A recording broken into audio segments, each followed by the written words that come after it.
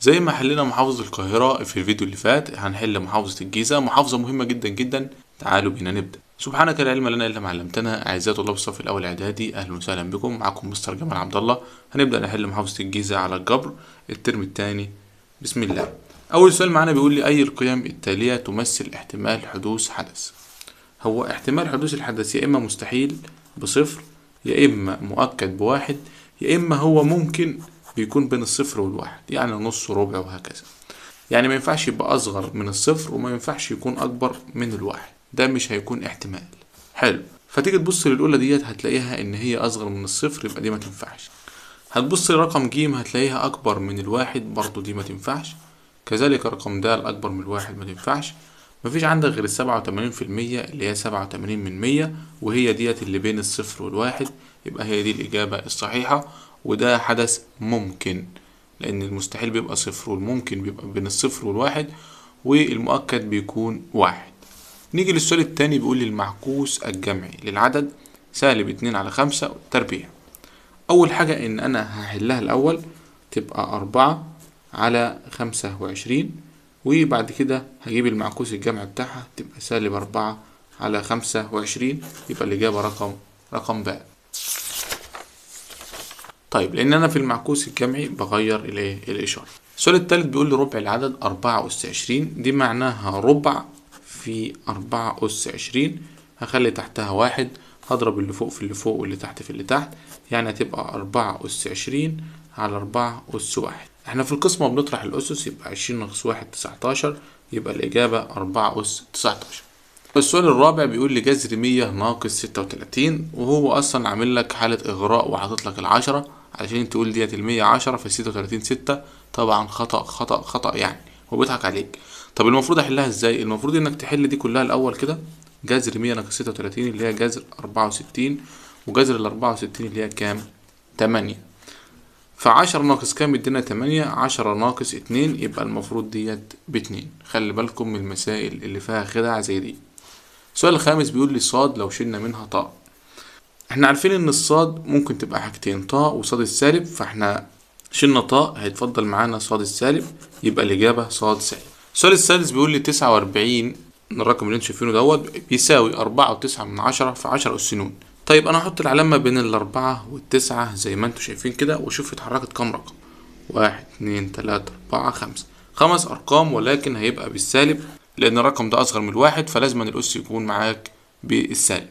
طيب، السؤال التاني بيقول لي أكمل ما يأتي. إذا كان احتمال نجاح طالب هو 75%، فإن احتمال رسوبه. هو المفروض النسبة كاملة 100%، فأنت المفروض تطرح 100 ناقص 75، هيطلع لك 25%، يبقى الإجابة معاك 25%.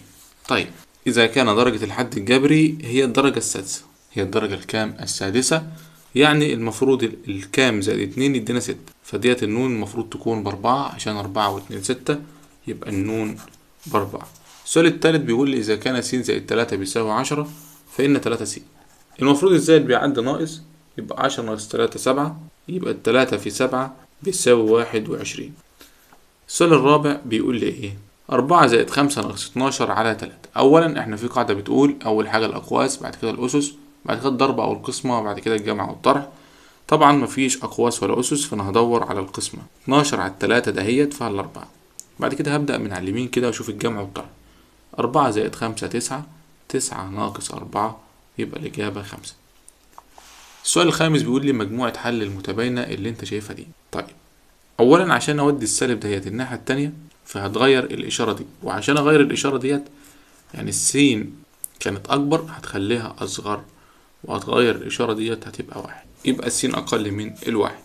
السؤال التالت بيقول لي اختصر لأبسط صورة موضحا الخطوات. لو جينا نبص كده واحدة واحدة، 3 أس سالب 2 احنا ممكن نخليها 2 على 3 أس 2، هتشقلب بس ديت تاخد بالك، وهي هتخلي السالب 2 دي تخليها 2. 2 أس 2 ب4، و3 أس 2 ب9، في جذر 81 9، وجذر 16 4، في أي حاجة أس صفر ب1. لو تلاحظ إن ال4 على 9 في 9 على 4 ده همت عبارة عن واحد صحيح. الواحد في واحد بواحد، يبقى الناتج الأخير معاك هيكون 1. السؤال رقم بقى بيقول لي أوجد مجموعة حل المتباينة في نون.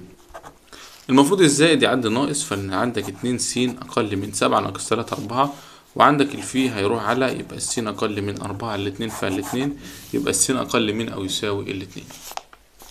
او ممكن تكتبها بطريقة اشيك من كده، فبتقول مجموعة الحل بيساوي س حيث س تنتمي لنون، والسين اقل من او يساوي الاتنين، تحطها يعني ايه في قوسين زي كده. السؤال اللي بعده بيقول لي اختصر لأبسط صورة. ده سؤال سهل جدا خالص. في الضرب احنا بنجمع الأسس، 5 زائد سالب 3 يعني 2، يبقى س أس 2 على س أس 2. طبعا هيبقى الإجابة 1 لأن الاتنين دول زي ايه؟ زي بعض. السؤال رقم بقى بيقول لي أوجد مجموعة حل المعادلة دي. 9 ناقص 6 س بيساوي 15. طيب انت المفروض التسعة ديت عندك زائد او موجب، يعني التسعة ديت موجب، فالمفروض تعديها الناحية التانية سالب. هيفضل عندك 6 س بيساوي 15 ناقص 9 تبقى 6، لان هي هتعدي سالب بقى، هي موجب هتعدي سالب، يبقى 15 ناقص 9 كام؟ 6. وديت ضرب، يعني في سالب 6 دي مضروبة في السين، فالمفروض تعدي الناحية التانية قسمة، يبقى السين عبارة عن 6 على سالب 6، يبقى السين هتساوي سالب 1، يبقى الإجابة معاك سالب 1. اسهل سؤال بيبقى في الامتحانات اللي هو بيكون الاحتمال ده. لقي حجر نرد اللي هو مرقم من 1 ل6، حجر النرد اللي بيكون منقط ده مرة واحدة، ولوحظ العدد الظاهر على الوجه العلوي، أوجد احتمال أن يكون عدد زوجي أولي. احنا عندنا حجر النرد المرقم من 1 ل6 دهوت،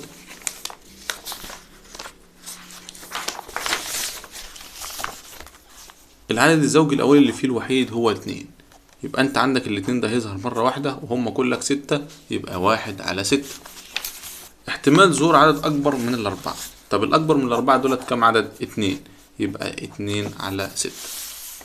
بعد كده احتمال ظهور العدد 7. طب هو العدد 7 أصلا موجود من 1 ل6؟ لأ، يبقى 0. 0 على 7 اللي هي كام؟ اللي هي 0. طيب السؤال رقم باء والأخير معانا في محافظة الجيزة، بيقول لي إذا كانت السين بتساوي 1 على 2 والصاد ب1 على 8، أوجد قيمة المقدار ده.